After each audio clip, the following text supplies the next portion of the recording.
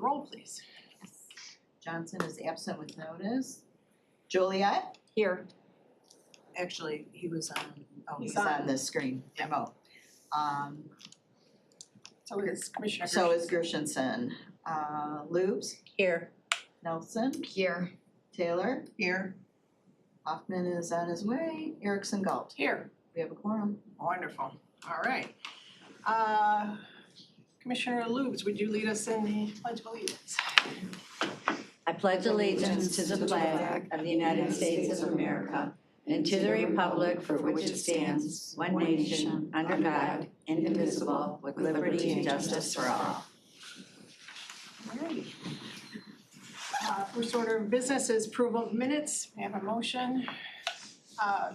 Moved by Commissioner Lubes, seconded by Commissioner Taylor. Any comments, changes? All right. All in favor? Aye. Next is approval of the agenda. May I have a motion? Moved by Commissioner Taylor, seconded by Commissioner Joliet. Any comments or changes? All in favor? Aye. Okay, approved. First business item is number 6, Clerk Register of Deeds, Grant Acceptance 2025 Remonumentation Survey and Grant. Yes. Good morning. Good morning. May I have a motion? Happy Earth Day. Moved by Commissioner Lubes, seconded by Commissioner Taylor. So just coming before you to ask that we can receive the money from the grant that we asked you if we could apply for. That is basically our money. We have to send it to the state and then we have to apply for grant back. So that's where we're at. That's this year $172,709, maintaining 90 corners in Addison Township. Any questions, comments? All right, seeing none, would you prompt the vote?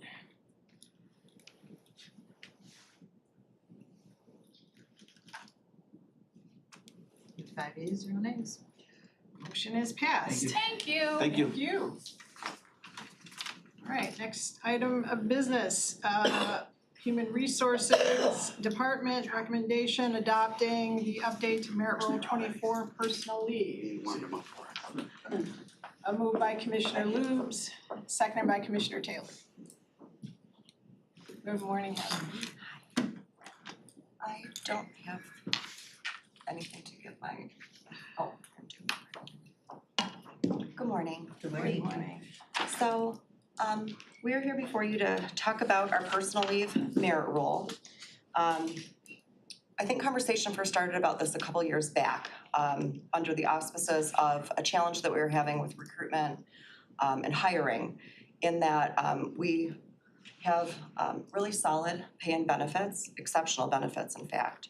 The one area that we found a challenge was around the initial leave offer that we're able to make to new employees joining the county. As it stands now, upon hire, employees receive 5 personal days, and then they accrue vacation over time, earning more and more through their years of service. Thank you.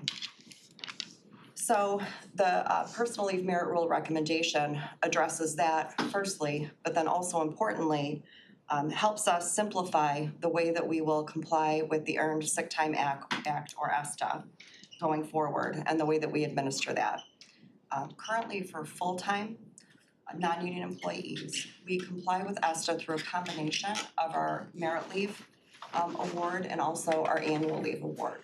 So that combines an administrative method of front-loading plus accrual. And ESTA requires different administrative requirements for each path, if you will. So right now we're choosing a complicated method for compliance utilizing both. And so we kind of are solving 2 issues in one by modifying this personal leave rule. Also, this is a ideal method for compliance because personal leave has no cash value currently and would have no cash value, whereas our annual leave accruals do provide for cash out upon termination, retirement, and then there's the annual leave buyback program. So those are the reasons that we are recommending some changes to our Merit Rule 24 around personal leave. Oh, I'm sorry, I wasn't even clicking. Okay. So I just walked you through those 3 reasons. Okay. And so the summary of the changes that are recommended, and then I've got a pretty elaborate table that I'm not gonna walk you through piece by piece, but it'll be a nice snapshot for you to kind of compare and contrast the different employee groups and how these changes stack up when you look across types of employee groups and unions. But the changes in summary that are recommended are to front load 10 personal days upon hire and annually thereafter while maintaining the current 15-day cap and carry forward that is already existing and in place for full-time non-union. The proposed changes to the Merit Rule 24 language also updates the definitions of the eligible uses of this leave because ESTA has a broader listing of the types of reasons that you can use your ESTA designated leave. Things like if you need to go to your child's school to discuss issues pertaining to their disability, for example. So things that are currently not covered by our personal leave, we've now incorporated within the proposed updated language. It also clarifies some important differences. Our existing personal leave merit rule is a little vague when it comes to really delineating full-time, part-time, and seasonal. So the proposed language really clarifies some of that so that we are treating each type of employee group specifically, and that's important under ESTA as well. It aligns our employee requirements with regard to how they give notice for use of their ESTA time, because again, that State of Michigan Earned Sick Time Act was very specific in what an employer can do by way of requiring employee notice. So we've modified that merit rule language to line up with the new requirements. And then lastly, it modifies how we reinstate time because the State of Michigan ESTA law requires that if somebody returns to employment within 2 months, that we go ahead and reinstate any earned unused time. So that's the summary of the major changes to the merit rule as proposed. Okay, there. And then we have the table that really highlights what that means for each type of employee group. And I would highlight that the new state law indicated that any current contracts in place remain in place as is until the point in time that we renegotiate those. We've got 6 contracts coming up, so we'll have the opportunity to address compliance with ESTA through those renegotiations. But otherwise, their current contracts remain intact as is until the point in time that we renegotiate them.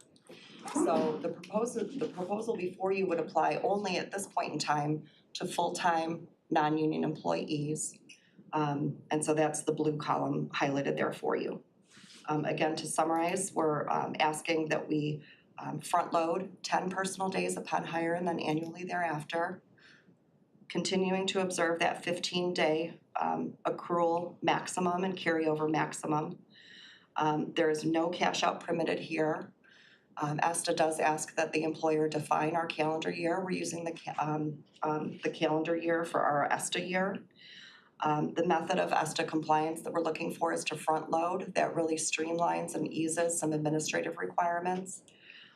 If we were to use that combined front load of the 5 merit rules plus our accrual of leave banks, we need to track, report, and require that people identify their use of ESTA time on the accruals. I'm pointing over here because this is vacation. But it really creates a situation where there are 2 sets of requirements depending on if you're using your ESTA time as from personal versus from vacation. And that'll be cumbersome, not just selfishly from an administrative point of view, but for employees too. I think it'll be confusing if they need to designate time that they use through their annual leave banks versus personal leave.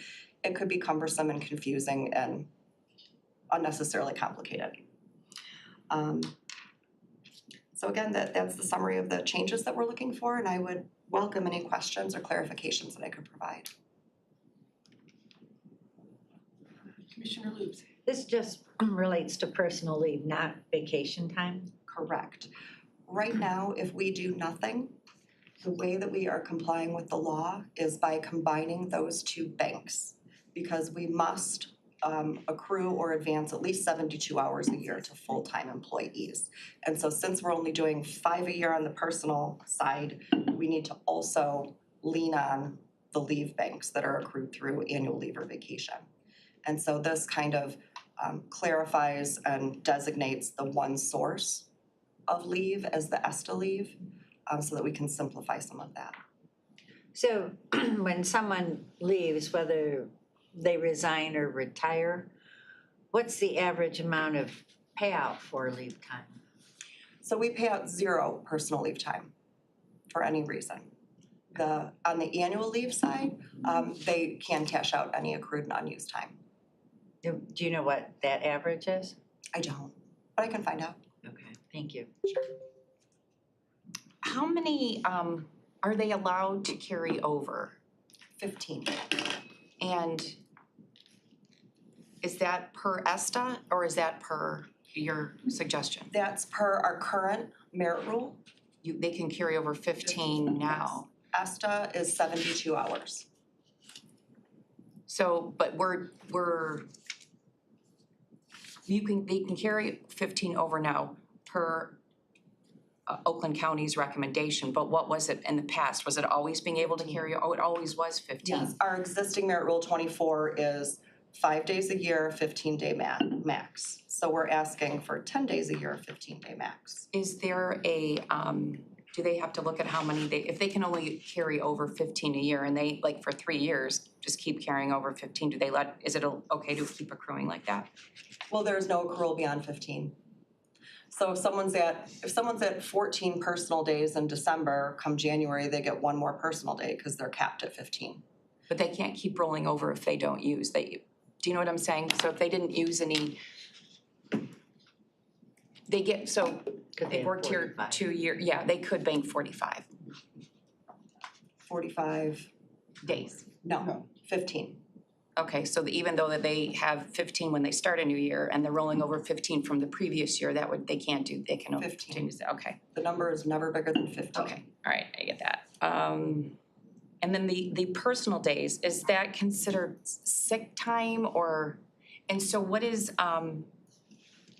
so there's a definition of what it can be used for, is that what you're saying? Yes, and we've Okay. broadened that to comply with ESTA.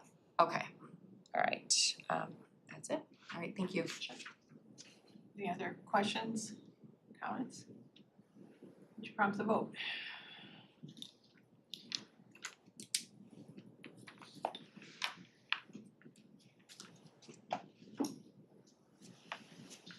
Five yeas, 0 nays. Motion is passed. Thank you. Okay. Next on our agenda, item number 8, Parks and Recreation, discussion regarding plans for relocating Farmers Market to the Bicentennial Oaks Park site. Since this is just a discussion, do we need a motion? No? Okay. So, yes, just to clarify, we're just having a discussion and a presentation today, no action item. Presentations included. Yes. Good morning, welcome. Good morning, thank you for having us. First, I want to say thank you to our friends at HR who made some adjustments regarding seasonal employees with the previous item up. They've been great to work with on that. And we had a little anxiety when this first came up, but we've worked through it and it's it's going to be workable. We have a lot of part-time seasonal staff at parks.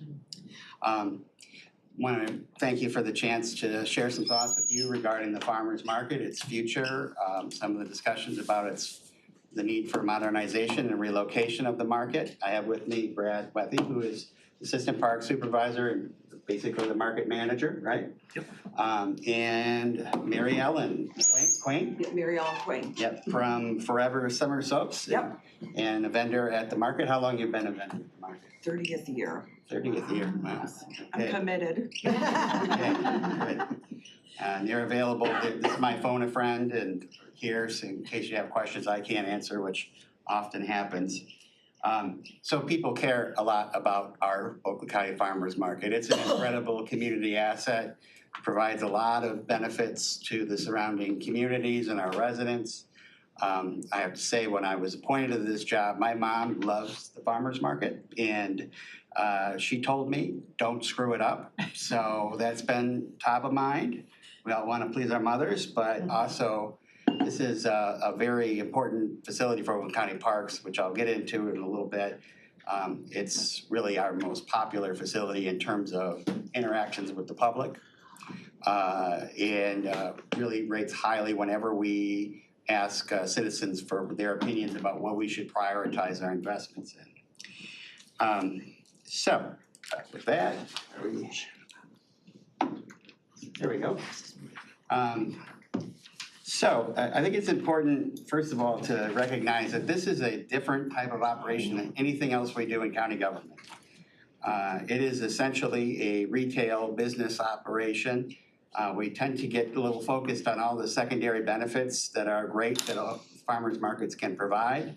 But, it has to provide that primary purpose really well, first of all, which is for commerce to happen between producers, growers, artisans, and consumers, the folks who regularly come to the market to purchase. So a lot of the decisions that determine whether a market is successful or not are very similar to those that are made by retail businesses. The location, the convenience of the facility, responsiveness to customer needs, knowing the market of customers and what their wants are, marketing.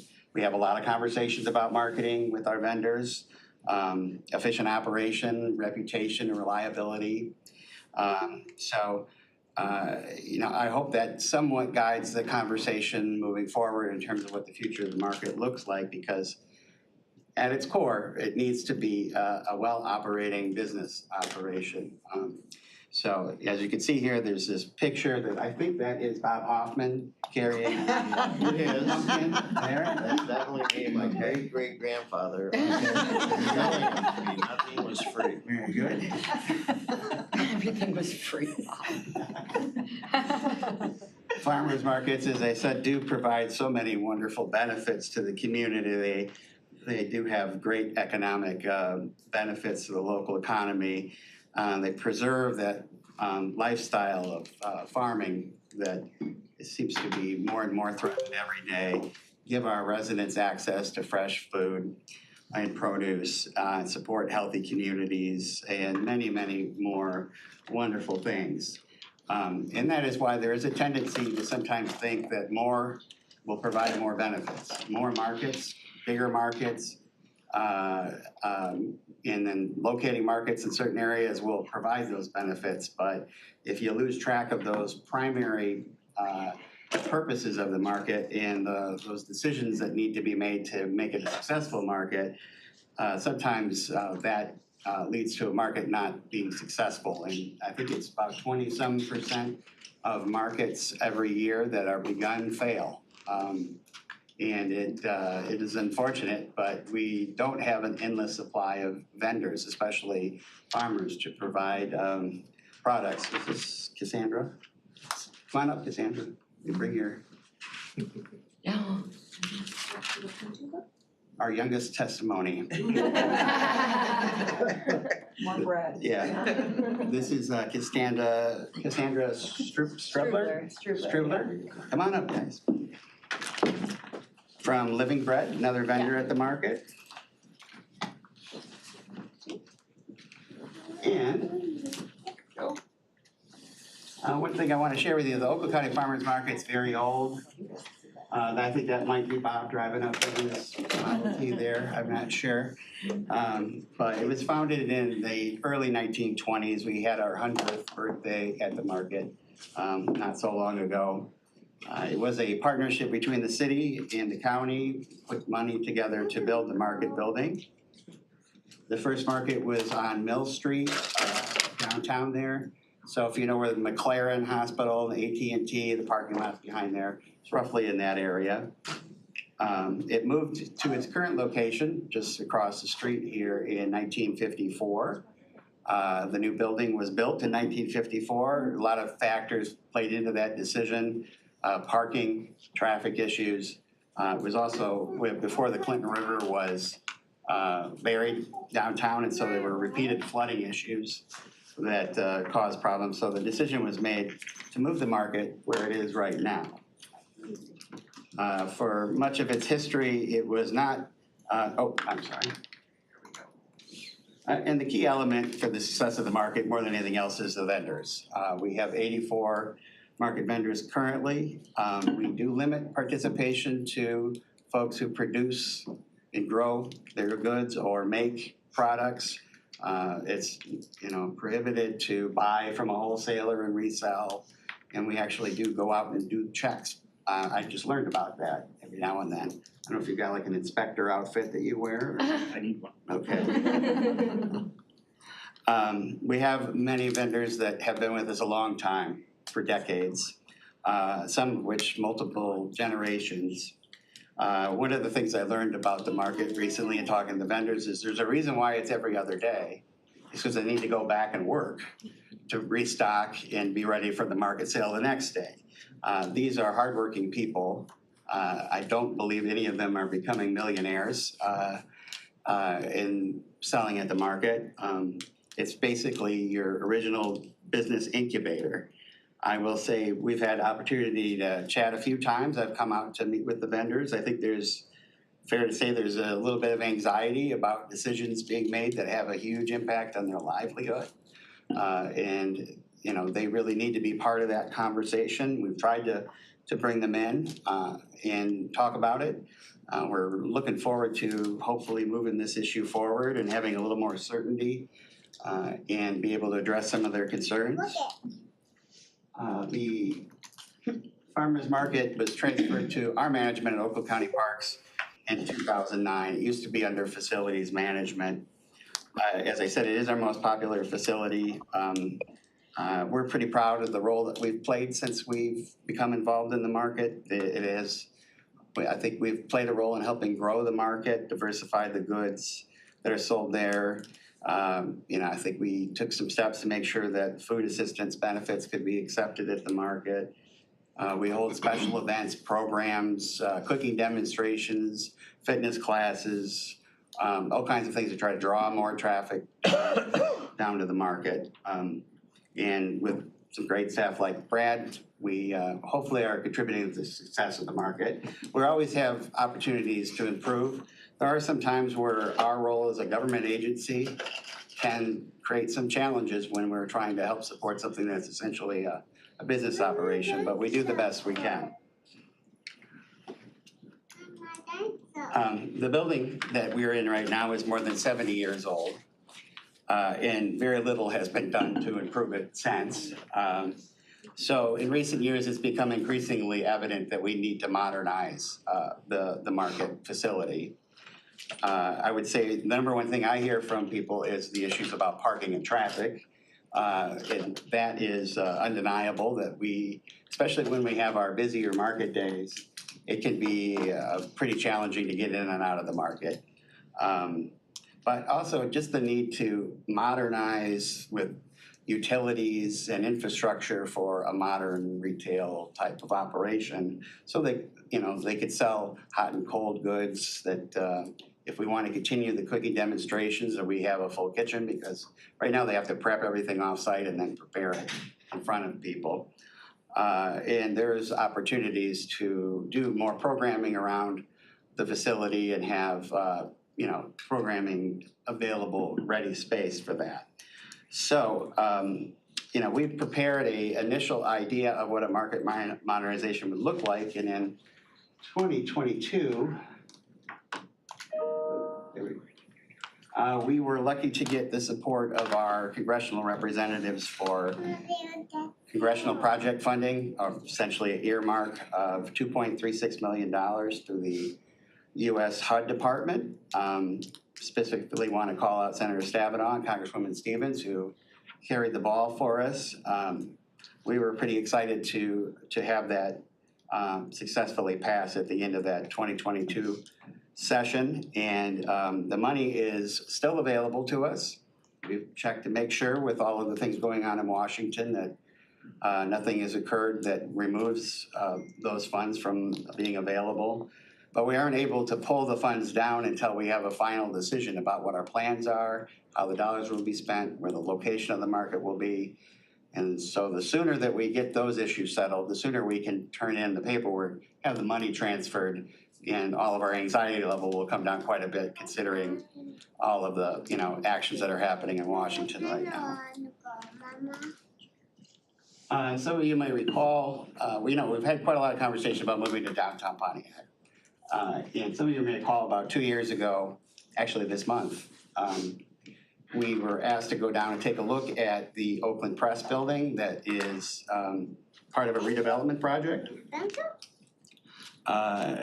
We had a lot of questions at the time regarding and concerns about parking, the ability of the facility to handle the volume of traffic, really just the capacity of the space for the amount of vendors we have.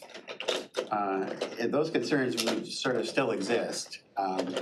And more than anything else, we really don't have any idea what the developer's ideas were in terms of financially how this would work. We sent a letter, I think in June of that year, and have not received a response to that letter. So for our Parks Commission to make an evaluation of these options, we have to know the details of what we're talking about. Anytime we're leaving a building that we own and can control, and we move into a building that we may have to pay rent on, that causes some reasonable cause for concern that as we establish a market, that the rental rates would just go up and up and up. So the unknowns there really have made it difficult to make any kind of judgment about that space. We've since moved on to talking with that developer about some other ideas that will bring traffic downtown, and have a proposal that's in his court right now. And it's a pretty cool idea, but I don't know that that developer is looking for us to bring the market to that facility anymore. And then the other option, of course, is the Pontiac redevelopment project, which I know is much on your minds. There had been conversations that perhaps this could be a location for the market. We were hoping to get information along the way that we could share with the vendors and then take back. But there's been a lot of unknowns as far as that's been concerned. So when there was an article in Crane's Detroit News in October regarding the proposal that I think Boji Group put together. So that was the first time any of us had a chance to see anything that might have been in the works. So there was a rendering of the market that was in that article that caused quite a bit of concern, frankly, and sort of jump-started me coming over to talk to the vendors about what their specific concerns were. This is the building that was in that article. I don't believe this is a viable plan anymore, but what it does show you is the footprint of the redevelopment project. Really, the challenge there is because that's lot 9 behind the market there, it's really hemmed in. It's just not enough space, frankly, to make a market successful. The building is too small. And then, of course, we have our outdoor vendors. And when we have those busy market days, the market just exponentially grows. And all of those same concerns that we had about the Oakland Press building, we would have here as well. So I've shared with the executive's office that, we are very much in favor at Parks of supporting downtown Pontiac redevelopment and supporting the revitalization of Pontiac. I think we've demonstrated our commitment to Pontiac at the Pontiac Oaks project, and we're hoping that's just the first of many partnerships with the city. If we thought that this was something that could have a really positive effect in downtown and could be successful, we would be 100% enthusiastically behind it. But the issue is we don't have a viable option right now of a downtown location. And we have no control over any of these alternatives that have been discussed. Yeah?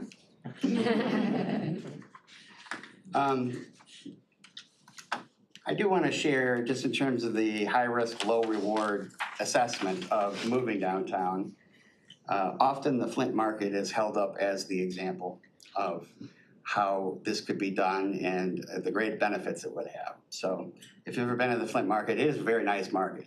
But what if you see is that its benefits really have not accrued to the surrounding community, to the merchants.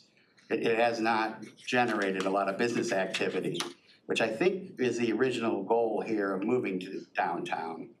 And so U of M and MSU, MSU does a lot of work with farmers markets, did an economic study, and you see in this quote, this is from the summary, that it actually, when you go to a distressed downtown area and you move a market there, you may actually have a negative effect. And what they have found there that, you know, it had a limited or I can't even say that word, effect, an island of prosperity with visitors frequenting it, proceeding and directly home, in increasing the competition and displacing existing businesses. Markets often are very helpful for economic growth, but it seems like the model, you have to have a certain base of economic activity already established in the downtown area. We can't just plant a market there and hope it will grow business. It may actually have a negative effect. So there's a cautionary tale from the city of Lansing. Long-time, very popular market, was established in 1909. And used to draw thousands of people and had a very stable vendor base. In the year 2010, there was a proposal that apparently there was a developer that wanted that property to do a residential development. And so the city made a decision to build a new market building, which they did over by the Lansing Center there. They did not really get buy-in and support and feedback from the vendors. So when they built the building and opened it, there were no farmers left. And so they had a farmer's market with no farmers.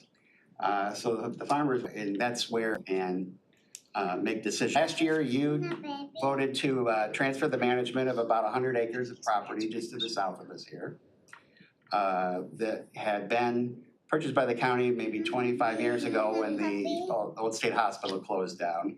It's been vacant. And so the resolution that was passed said that the intention was to have green space and passive recreational uses there. We wanted to be sure that if we were going to investigate this property as an alternative location for the market, that we had your support to look at something beyond just very passive uses there. So there's a resolution I drafted that's before the committee that we're hopeful you'll take a look at in the future that would give us the ability to fully explore the feasibility of moving the market to that location. I will say from my discussions with the vendors, it does seem like there's pretty strong support for that as an alternative. Really, one of the primary benefits of moving the market is the continuity of business operations at the existing market. This is their livelihood. It is something that customers really rely upon. And so being able to build a new facility while continuing to operate an existing facility has a lot of advantages. And really, our market building at the current location is so old, it's really something that we couldn't build a foundation off of and renovate. We'd have to tear down and start over again. You know, it would allow us with some property that's under our control to move the conversation forward, to actually find out what the costs are, to explore the feasibility, as I said. The larger space at Bicentennial Oaks gives us flexibility to grow, add some complementary amenities that will not impact the ability of commerce to occur. It's the recommendation of our staff. As I said, we do have a lack of viable alternatives.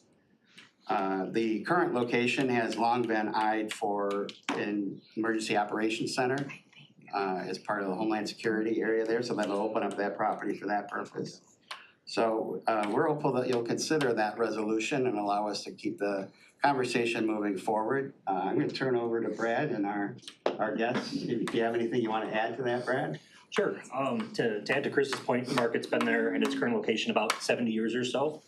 We have some vendors who have been there for decades and some families that have been there. We have some vendors who have children who are now some of our vendors and potentially maybe future vendors coming down the road. Sign you up right now. As Chris mentioned, our current operations, our building now, being 70 years old, I think it's held together with bubble gum and paint, to be honest. It's in dire need of some refreshing.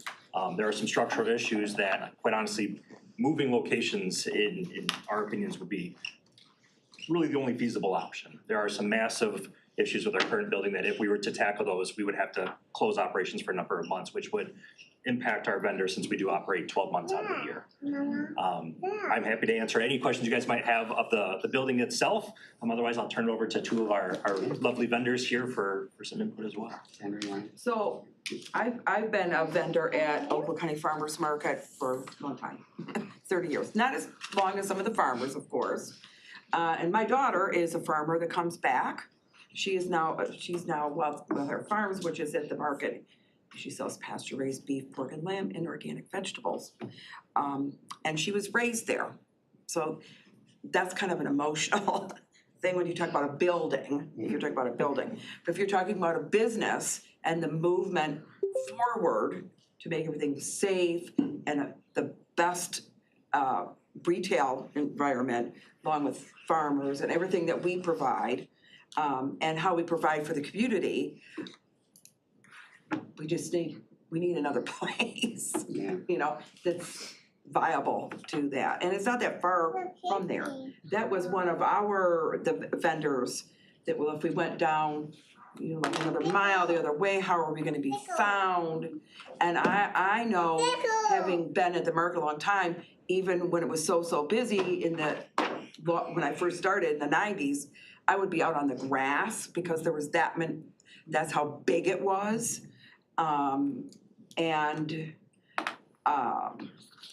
We just wanna make sure that we continue, so.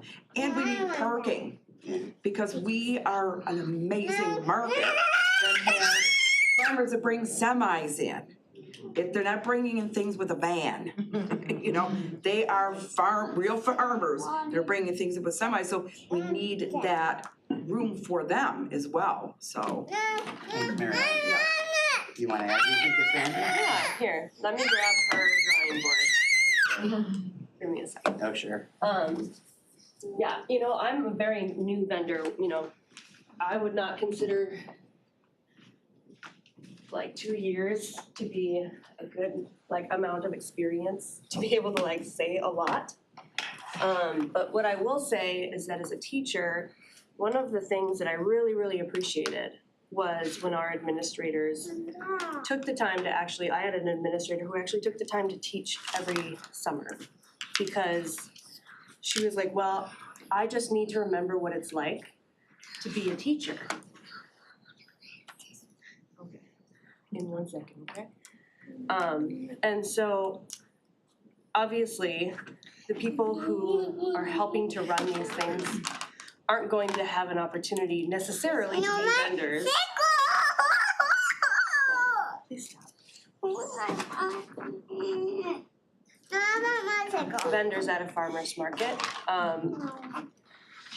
And I will say that I had a lot of misconceptions when I started. I was always told, well, if you're going to start anywhere, you should start at Royal Oak, or you should start at Farmington, or you should start at, all these places.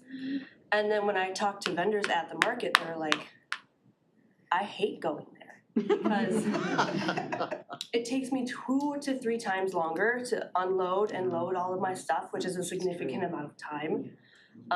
It is hard for people to park, so even though it's nice for people who are downtown, who are already gonna be there for a few hours to find parking, it's actually very difficult to get in. And when my husband actually went down there recently to meet a farmer who we're talking with to source grain for our mill, he had to walk half a mile with a 25-pound bag of wheat on his shoulder because he couldn't find parking. Now, that's closer than the 2-hour drive it takes us to get to his farm in Kingston. 1 second, hon. Okay? 1 second. Okay? What are you sad? So when it comes to what makes a good market for when it comes to what makes a good market for a vendor versus what makes a good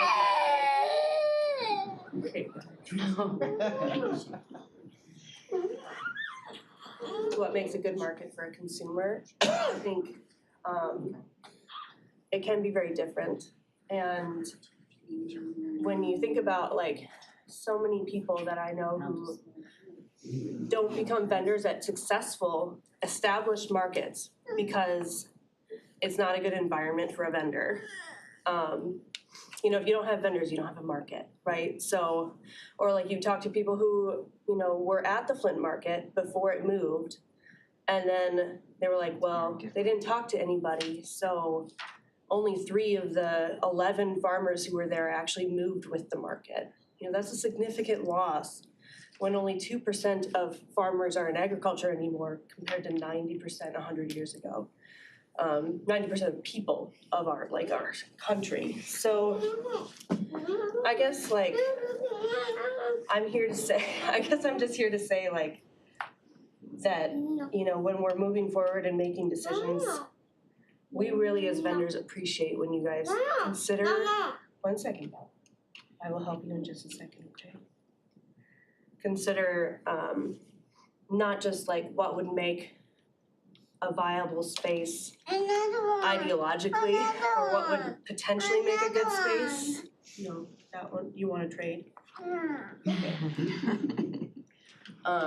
But what actually from the years of experience, what actually makes sense for the people who are running it.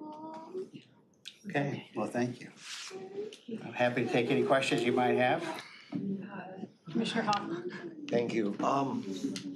Where's this new location exactly? It's right next door. It's literally just south of the courthouse here, so between us and Value World. Okay. Actually, the new location? That's where we're suggesting to Right. ask. I like that location, and I think starting at ground zero, you can make this thing a whole lot more efficient. Mhm. But I have to honestly tell you, I love the farmer's market. I look forward to going there every year. You guys do a great job. There's incredible vendors who have been there for eons, and I think that's important. And I think you have to have room to grow, room to expand. This young lady was suggesting, you know, it's gotta be efficient. And like you said, they're unloading with semis. They're not bringing vans and opening their back door. Might need childcare. But I think this new location is the best choice if we're not gonna remodel the one we're at. But it's the best choice and I support it. Commissioner Loops. Thank you. So presently you have 84 market vendors. How many more vendors would we have at another location? You know, we haven't been able to really get that far, Commissioner, because the location conversation has been tying us up. So, you know, that's why we want to bring on some consultants, and we want to study the issue carefully. We don't want to build a market that's larger than is needed, but, you know, is flexible enough to grow somewhat. There is not an never-ending supply of vendors. I don't know if you have thoughts. To add to that, just in the past week, I think I've gotten 6 to 7 applications to be new vendors at our market. We try to keep a fine balance. If I brought in 50% of a certain farmer, excluding maybe farmers, it would be problematic. If I had 50% candle vendors, none of them would sell probably a candle. So we do try to keep a fine selection of different variety of vendors. If we were to have a larger building, maybe not day one, but year one, we could probably fill it. We were looking for more farmers, but we talked to more of our farmers who know those, and as we have more room, could grow it that much further. It'd be a combination of indoor and outdoor stalls, so it'd be flexible to be able to grow. And it depends on the season as well, so I understand, you know, grows exponentially sometimes and then it sort of shrinks back down again. And so what about parking spaces? Do you have any idea how many more? I see the diagram here. So that diagram is just a concept. It's just to show you what it could look like. We, you know, didn't feel comfortable getting our engineers and designers and architects working until you as a commission said, a building would be appropriate there, or okay with you, because it conflicts with the first resolution you passed. And is this the same area that the road commission was considering utilizing? Water Resources Commissioner has a resolution regarding the back half of it. And that is pending before, I think, EDI committee. So we're open to partnering with them for maximum use of the space. There still would be some area for park facilities on the property as well. There's quite a lot of tracks that have been made back there by four-wheelers and motorcycle enthusiasts. So a lot of the natural areas have been somewhat degraded, and there's also a lot of artifacts of the hospital, frankly, that are piled back there. So it's not a pristine natural area. I also like the area and I appreciate all your work. I've organized Clausen Farmers Market for 15 years and it is a commitment, and farmers are far and few in between. Yeah. But I do understand people pulling in. Our people are allowed to pull in at the park and they park behind their tent, so it's easy access, except after 15 years of doing the market, I've retired this year, so they're moving it downtown, and we'll see, because people will have to move, carry what they have to sell a distance. Even bigger markets, because I've done many, in my years, done lots of different markets. So flavor of different kinds of things, and Royal Oak was one. If you weren't there at 4 o'clock in the morning to pull your vehicle in, you were hauling everything in. And I had little children then, so It's hard, have a haul. it's difficult, yes. Kinda, One of them is a farmer, so who knew, right? Yeah. Well, thank you for both being here. It's evident how much you love the market and Right. would want to move there. Have there been any dissenters? I think the primary issue is a lot of the conversation about moving to downtown, which is why it was such a part of the conversation of presentation that I gave. The Parks Commission hasn't formally voted on this yet. I'm gonna bring it before them. But we really haven't, there's no decision's been made. We just want the permission to study that property there. But right now, it really appears to be the only viable option that's in our control, property we own. And I think the uncertainty regarding the other facilities downtown there doesn't help the conversation move forward. Oh, this is perfect. It's a green area, so it's comfortable and you do have space to Yeah. start and grow. Thank you. Commissioner Julia. I love the farmer's market. I go there quite a bit. I'm also close to it. My question is, you looked at Waterford Oaks. We had some conversation about that. I brought it up with the vendors at the first meeting and it fell flat. So okay. I would say, me coming before you saying the vendors should really be a primary driver in this, I gave up my first thought on Okay, that. all I right. thought there might be some benefit to repurposing the existing infrastructure. Well, that's what I'm saying. There's gonna, But I think the it's gonna be empty visibility, buildings. I think was a big concern from what I heard from the vendors. of, Okay. We have to be found. Yes. Yeah. Okay, If you're gonna continue our success that we've built over okay. all these years, and for customers. Our biggest thing is, what do our customers want? What See, makes I them thought it might be a happy? bigger draw, cause it would be more than just to stop at the farmer's It's gonna be very market. hard to find. Well, I agree, it's not a great visibility, but in terms of understand making what it you're like a saying. full day, Yeah. bring the kids and the family, there's lots to do. I think the traffic would be another issue at that location as well. Telegraph Road with the, cloverleaf loops that we have here, if we put an entrance off of County Center Drive, that's gonna be easier for people to come in and out, go north and south, east and west. Yes.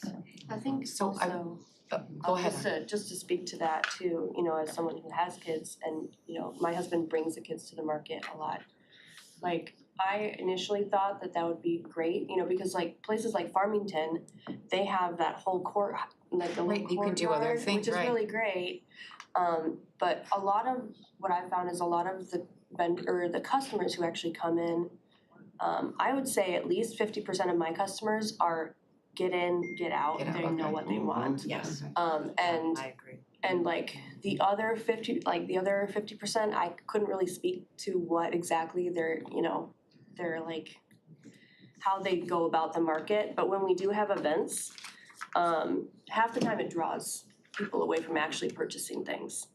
Okay. And Oh, I so see. like as vendors, when they were talking about it, the main issue was visibility, but then the other issue was like, partly visibility because we have people who they're like, oh, we've lived in the area for 20 years and we didn't know you were here. Yeah. Like, So that's why we were worried about Waterford Oaks. Yeah, Because literally they are across the street in the apartment building. yeah, so like having a nearby Yeah. park or something, I think that would, or a courtyard, I think that would be like really great, but having something that would potentially compete with the actual thing that we're doing. I get that. So, this last question, what will become of the building in that area, that whole property? Well, as I said, it's been under consideration for an emergency operations center in the past. Its proximity to Homeland Security is right behind it right now. That's my understanding. Of course, it's not our decision, but I think that would be the likeliest outcome. Okay. All right, well, as a representative of Waterford, I'd like to see it stay there, but it is what it is. Commissioner Nelson. Thank you. So first and foremost, I appreciate the presentation and I love the fact that we have vendors here with us today because there is something so important and meaningful to make sure that, especially when we're talking about some big changes with the farmers market, that we include the vendors. And I think you said it the best, Mr. Ward, of putting them in the driver's seat. And I know, Mama, I think you had said earlier in the presentation that you can't have a market if we don't have farmers. And so I appreciate and respect and admire that you're coming to us today and really putting the value that our farmers and also too the community needs and the customer needs. Without that delicate collaboration between our vendors and our customers and our community, and then obviously bringing in the discussion here at the county level, I love the approach that you're taking. I do, as Commissioner Joliet shared, it's not too far from my house either. It's been a place that I have used for many moons. I love the fact that when we take a look at the Bicentennial Oaks location, it is visibility. Visibility is everything, and there's no denying that when you're driving down Telegraph Road, it's literally gonna be right there visible for anybody and everybody to see, and I think that that does bring in value of new customers. And then the space, as much as I do love the current location, the space is limited. And just hearing a little bit from the vendors today about some of the even little bit more complicated intricacies of bringing in your products and things like that, it does make a difference. So I'm excited to have you back and hear where we're going. So thank you. Commissioner Hoffman. I just want to compliment you guys on the fact that you reached out to the vendors to get their opinion. Yeah. And that, I don't know how you do some kind of survey with the customers, but We do it on a regular basis. yeah, I figure you do. And I really appreciate that because that'll make the new location better and more efficient, more attractive, and I compliment you guys. Commissioner Taylor. Yeah, I just said, everything that I was gonna say has already been said, so I'm not gonna prolong it, but I am fully in agreement, and I do love the approach, having the vendors come and tell us exactly what they're looking for and what their needs are, and the consideration that you've given to the community, to the county, to everything. I think is great, so I wanna commend you on that. Thank you. So I do also thank you for coming. You know, even though we're not making any decisions today, it's good to begin this discussion, and I think that's great. It's my understanding this may be going before the Parks Commission next month? Okay. So, and then hopefully we'll be coming back to us in a decision-making format after that. One thing I like about this plan is that it will improve access because of transit. Right now, there's no bus line or anything going down Pontiac Lake. Is We there? do, we do have that, yeah, Okay, special, yeah, but it was a special setup, yeah. there's better, well then, good, I'm glad to hear that. Then I don't. Easier accessibility, I think is what. Better transit options, telegraph. And then the visibility as well. People driving down Telegraph who may not even know we have a farmer's market will see the sign and be able to do that. I know this is very preliminary, but you have a ballpark idea on timeline in terms of if it, you know, if a decision is made in May, Yeah. theoretically, what would happen then going forward? If decision is made in May, we'll go right into public engagement and planning. Our hope is at the very latest to start construction in 2027 and complete in that summer. Yeah, but you know, it's all kind of been backed up. I think we would have probably been underway by now if we hadn't gotten, you know, tied up in some of this discussion. And I also, it's my also understanding, which may or may not be correct, that the county's new proposed development in downtown Pontiac is not necessarily considering a farmer's market as an option, that was part of the I think it was the first phase of the conversation, but concept yeah, that. you know, I've had a chance to chat with Deputy Executive Carlson and others in the administration, share some of these concerns, and it seems like they've pivoted in a different direction. Right, and that there's also some park features that there's, you mentioned there, you're looking at opportunities for the parks to cooperate in improving that development in Pontiac. Absolutely. Commissioner Taylor. I thought of one other question. You mentioned a resolution. When will we see and be able to read about that resolution? So I think your chair just mentioned it's pending here. I think there was a desire to have the Parks Commission vote on it first. Okay. So we're gonna have a meeting in the first week in May, and then we'll be back here hopefully. Okay, thank you. The current form of it, I think, might be in the agenda parking lot. If you look there, you might see the resolution. But again, it may come back in a different form when it comes back to us in May, because it has to go before, it goes before parks. Okay, Commissioner thank you. Joliet. One other quick question, and I might be putting the cart before the horse on this one. The funding, the money, the grant that we got from the feds, will that be enough to cover this? No. All right, No, I think, you know, conservatively, depending on what the market final project looks like, it'll be somewhere in the $5 to $10 million range. and does Parks and Rec have that within their budget? We do, Okay, Next to the new millage. next to the new village. Otherwise, no, we would not. We would have been really looking at renovation. Because we just don't have the cash on hand for, if we end up financing a larger group of projects, we would probably just wrap this up into it. Commissioner Nelson. Thank you, Madam Chair. So I'm a little nervous with some of the conversations now that we're having in regards to, so it is it fair to say that the Pontiac redevelopment project is, we're still considering farmer's market down there? Because I know you briefly mentioned in 2023 that we did as commissioners go down to Pontiac. I know there was conversations, and I'll be honest with you, they stopped. And from what I recollect is that one of the biggest barriers was in fact vendors. And as we talked about, the most important, you can't have a market if you don't have vendors. So I would like to get from our body and our piece of it, I think it's really important that we get some more clarification on what the path is as we do maneuver through this, because there are a lot of working parts. And quite frankly, I think that there's plenty of room across Oakland County for more than one farmer's market to pop up. So I strongly support keeping this farmer's market in this area, moving. I support the Bicentennial Oaks. But I am worried a little bit because there seems to be some things that are still hanging in the air. I don't like hearing that somebody's been sitting in a parking lot, as you just said. That makes me nervous when I hear that. So I would like to get some follow-up maybe. I know our Mr. Chair isn't here and you're in place of him, so you might not have all that information, but I would like to gain more information because there does sound like there's some holdups and delays already. And I know that this is an important feature to have in our community, and I would like to gain some more clarity on our path as a body moving forward.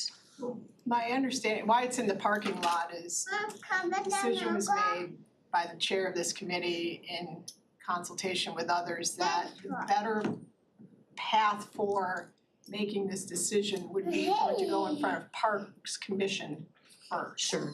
So the proposed resolution that would have otherwise come before us, the action item was just set aside into the parking lot, not to hide it necessarily, but to make sure that it took that path of going in front of the Parks Commission first. And then it would come back to us, obviously, in May, if the Parks Commission. And I just want to reiterate, we had a great meeting with, and Megan was there with the Deputy Executive Carlson and shared these concerns and I don't want to speak for them, but it seems like conversations pivoted somewhat from there. So I don't know that it is a focus, but I don't want to speak for you, unless you let me speak for you. We are still exploring various opportunities for downtown planning, as you all know, it's extremely layered. It's an extremely layered project, but to speak what Chris said, yeah, we did have a very extensive conversation and looking at other opportunities, but not counting that out, so. And I asked that question directly of Mr. Carlson when he appeared in front of, I think, our caucus meeting. And he said that at that time, a farmer's market was not active part of the plan. You know, the plan is still in formation, and mentioned that it was part of a concept drawing that was perhaps released a little too soon. Okay, good. Commissioner Nelson. I'd like to make a motion to receive and file the PowerPoint presentation. That's a good idea. Support. Support, motion by Commissioner Nelson to receive and file this presentation and supported by Commissioner Hoffman. Let's just do a voice vote. All in favor? Aye. Any opposed? Okay, great. All right, thank you very much, Thank you for your and time. hopefully we'll see you in May. Thank you. Could I, Madam Chair? Oh, I'm sorry, Commissioner Johnson. I'm sorry. No, all good, all good. I just wanted to respond to I think some logistical conversation. I think you did a really good job responding to that. I just want to explain from kind of my background what's all going on with this in response to Commissioner Nelson's question. So the parking lot for me is just like a holding space, and we're talking about like the legislative parking lot in our civic clerk. That's just a holding space for unresolved things. So yes, there's a resolution in there, but I'll be honest with you, this has been a pretty complex thing with WRC and Parks and Bicentennial Oaks and the Parks Commission. And it has been a conversation that I've had with members of the Parks Commission, as well as with Chair Smith Charles over in EDI on what the correct order on everything should be. And I am not trying to stall anything. We just want to be very purposeful with how we do both kind of parts of this idea that are trying to move parallel. And in terms of what our committee is responsible for, it's the Parks and Recreation portion. But I didn't want to invalidate the Parks Commission's existence by forcing their hand before they had a meeting and a chance to discuss the proposal. Because ultimately, we could do that as Lago, but I feel like that's a little bit inappropriate. So I don't want to force the Parks Commission to swallow something that they might have conversation on, and they're going to meet next in 2 weeks anyway, in the beginning of May. And then we'll have our meeting and vote on that resolution. So you can read the resolution, it might change, but certainly not trying to hide anything. As far as another farmers market in downtown Pontiac, sure. I mean, that's their prerogative. I love the downtown Rochester farmers market, and I think that every city should have the ability to explore having a downtown farmers market. I've been pretty convinced, though, that Bicentennial Oaks is the correct spot for Oakland County to have a farmers market. But I suppose if Pontiac wanted to do that, that's their prerogative. That's just, yeah, that's my responses to some of your questions. Okay, all right, thank you, Commissioner Johnson. All right, thank you, Chris and team and vendors. Wonderful, thank you. Thank you. Thank you. See you at Market. See you soon. Yes. All right, moving on to item number 9A, resolution supporting full funding of local bus operating in Michigan fiscal year 2026 budget. I think Chair Woodward is going to be presenting on behalf of Commissioner Johnson, who, as you know, is we've actually, sorry, I apologize, but we switched. Oh, okay. So that they can speak to it online. Okay, so I will. I did my job. Correction, we're gonna go with 9B, right? 9B, all right. Resolution supporting Michigan House Bill 4210 to enhance transportation infrastructure funding. Again, presented by Chair Woodward, and I don't know, Representative Hoskins, or not Hoskins, Morgan was on the call at some point, I don't know if he's still. I got word that he had to drop off, because the last conversation ran a little bit long. If I can just tee it up and actually this as well as, the item under A, supporting local bus operating 2026. I'm sorry, you need to get a motion first, it's somebody want to move, moved by Commissioner Taylor, supported by Commissioner Reeves. Sorry. So, and I'll tee this off. Chair Johnson asked me to help set these up while, he's commuting in and doing the other things. He has obligations today, and he can chime in if I miss anything.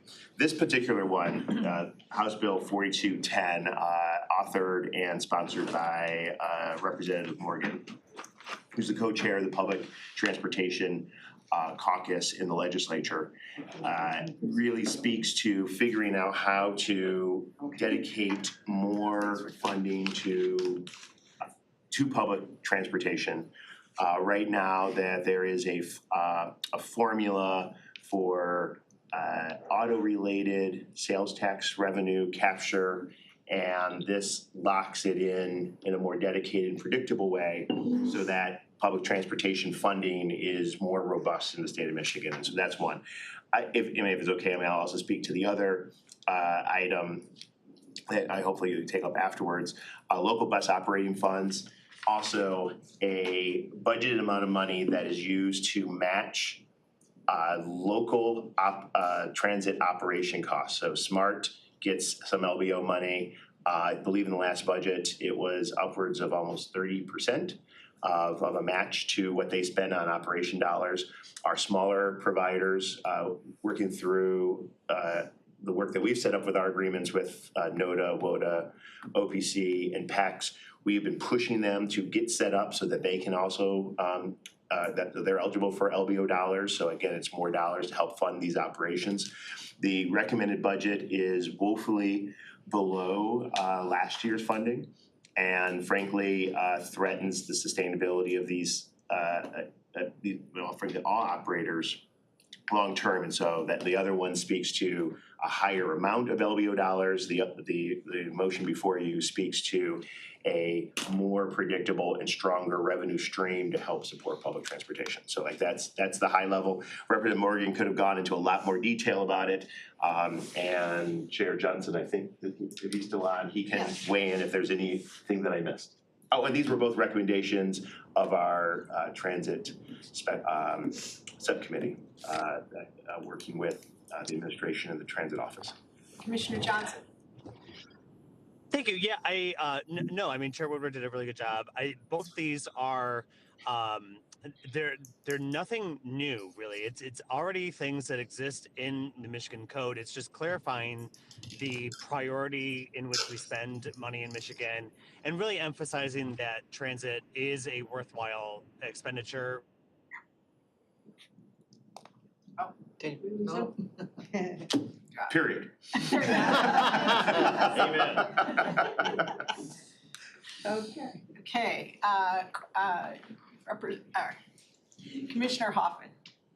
Thank you. I have a their question. operations that they can actually offer. Oh, can we get it back? It was comma. Comma. So you went out for a minute, but I think we got the gist. Why is the state reimbursement rate dropping? I mean, it's gonna be lower again this year. 26 and 30% versus 30 and 35% reimbursement the year before. For the LBO? Yes. So every year through the budget process, a number is set and approved. And so that number has been really low sometimes based on fiscal health of the state. It hit a record level of 30% last time. I would believe that all of the transit agencies around the state would like to see that number work its way gradually up to 50%, because that would provide more reliable funding. Again, these dollars can only be used for the operations, not for buying equipment, other things, but just the core operations of these transit entities. I think for just for us, I think that number in Oakland County, I think we're getting, I'm not counting SMART, because SMART's a much bigger system. But when you look at $2 to $4 million per operation, 30% times that, I mean, we're talking a sizable chunk of operating dollars that it matters. So it's always been a negotiation. So as it goes through the appropriations process, some people advocate for a little bit more money there, but then you have to be taking it from another spot. Unfortunately, it's a zero-sum game. But is there any impact on lowering the rate there because we have local millages now? Like we have a countywide millage now for transit. Do they look at that and say, well, you're already collecting millions and millions of dollars, we're gonna reduce the amount? That's not a consideration. No, if anything, it's because it's a if you run a public transportation system, you're eligible for these funds. And so I know when we expanded our stuff, I mean, people did look around the state and go, wait, are we gonna get less now because Oakland County is gonna be eligible for more reimbursement? It's not the state's decision of saying we need less for public transportation, it's the question of other priorities.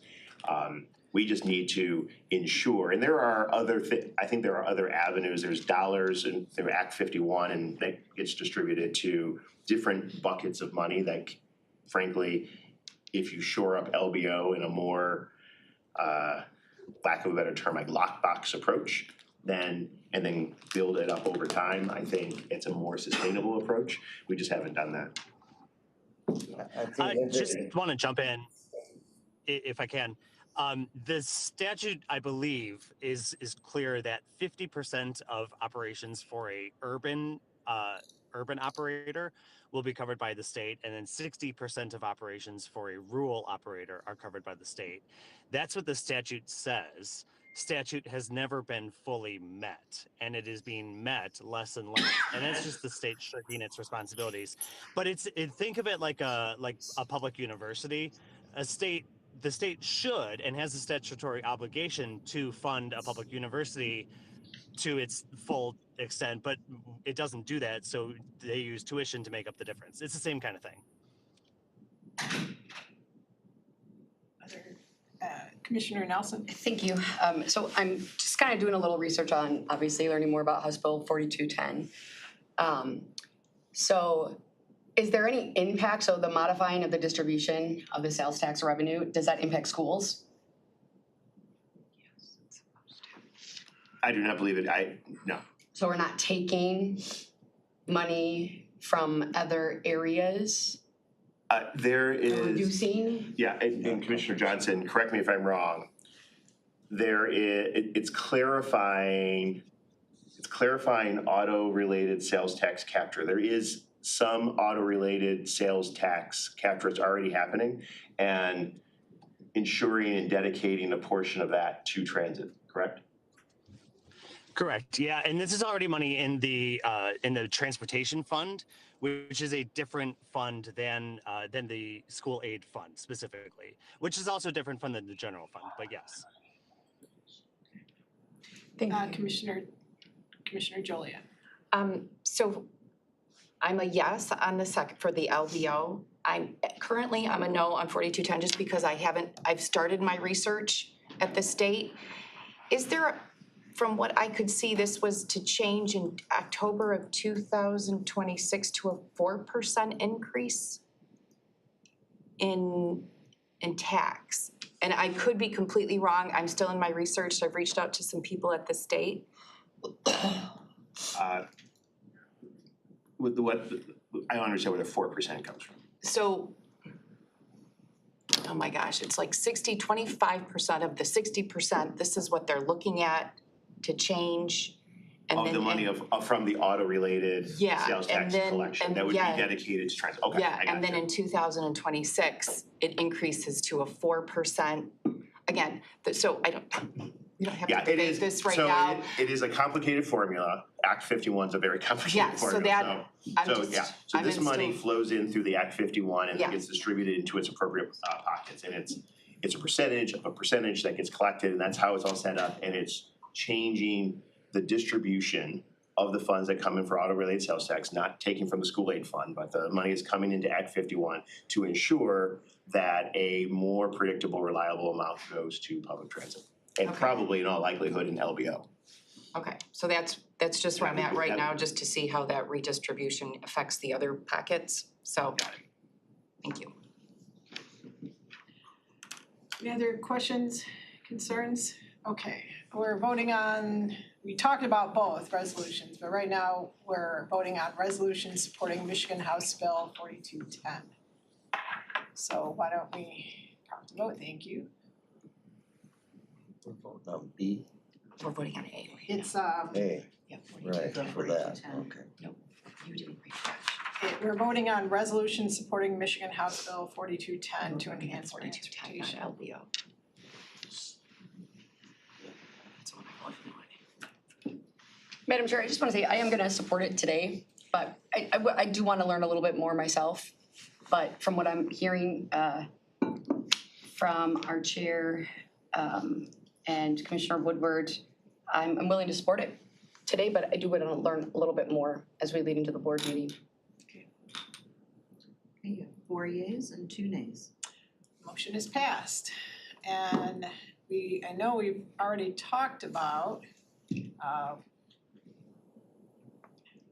sure I've got these correct.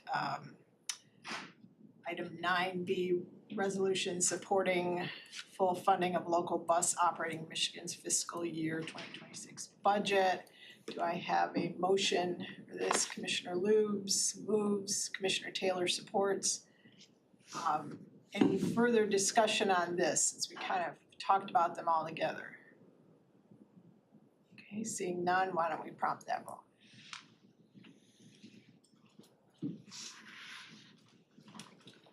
Six yeas, 0 nays. Okay, great. Thank you. Thank you, Commissioner Johnson, for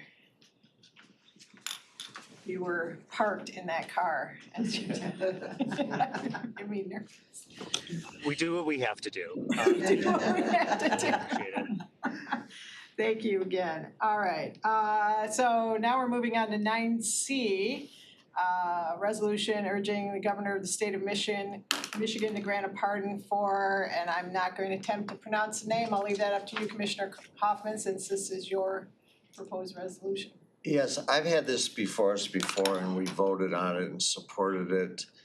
This gentleman was accused of murder in 1987. He was convicted and he's been in prison ever since. There's been evidence that's come forward to suggest that it's impossible for him to have committed this crime. And one of the arguments is the guy was 300 or 400 miles away up north, and he had eyewitnesses to that effect. The prosecutor at the time said, well, it's possible he could have hopped on a plane, came down to the Port Huron area and committed this crime, but they presented no proof of that. And before Senator Carl Levin passed away, he was on board for this and he did whatever he could to try to have the governor commute his sentence. He's been in prison for 38 years where many, many people think that he did not commit this crime. And I think it's a total miscarriage of justice. And I think we should always try to right wrongs when we can. And that's why I hope you support it.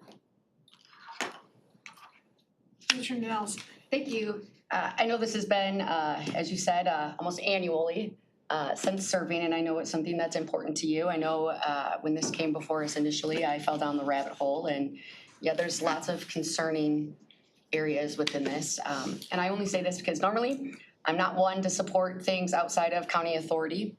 But with this, I know it's something that's meaningful to Commissioner Hoffman, and also too, I also believe in justice ultimately. So I will gladly support non-binding resolution.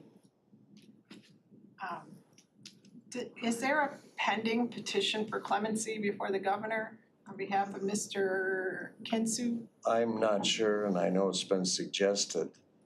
And yeah, I just think no matter where there ever is an injustice, doesn't matter if it's not our jurisdiction. I think people have a duty to stand up and speak up. And it's, I would assume that given how long he's been in prison, he's exhausted all of his appeals and motion for new trial or whatever other avenues he I'm might not take sure. through the courts. I'm sure I read that at one time, but I don't remember all the details.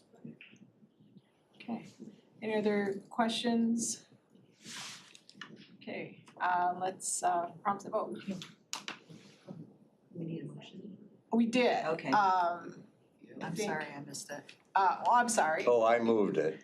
Commissioner, I'm sorry, You you're, support we it. did not get a motion. I supported it. And Oh, then we Commissioner need Taylor supported. So Commissioner Hoffman moved, Commissioner Taylor supported, okay? I assume that you moved for it. Go between the different tabs, I'm like, did I miss it? Aha. There we go. There we go. You have 6 yeas, 0 nays. Thank you for the great bipartisan support. Okay, where are we at? We are at public comment. Does anyone care to speak to us on any issue under the sun? So you want another meeting? I see none. With that, there's no other business. Meeting is adjourned at 10:26 a.m.